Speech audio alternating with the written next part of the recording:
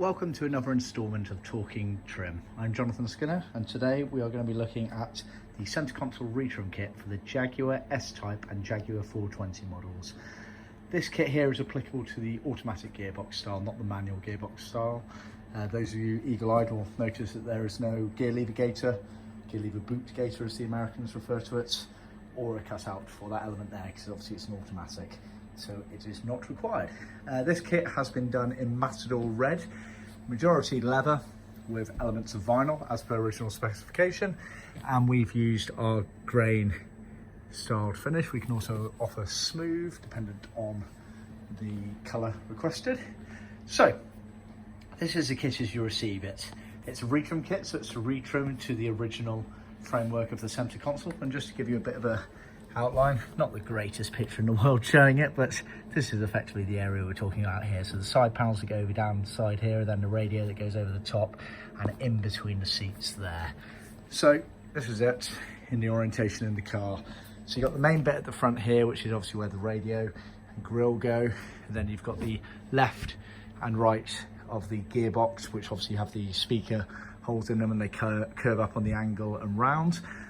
These are all leather bits here that I've just referred to. Then at this point here you get double top stitch French seam, and it goes into the vinyl there. That's a nice example as well of how closely matching our leathers and vinyls are, as you can see. And we also sew some binding onto the back of it there, so that it's a nice anchor point for gluing, but also no light or background colour shows through the seam there. You then get this part here that goes in between the seats, and moving further back here, this part is vinyl, this part is leather, that's also leather, as are the side bits minus the bit at the back there after the top stitching.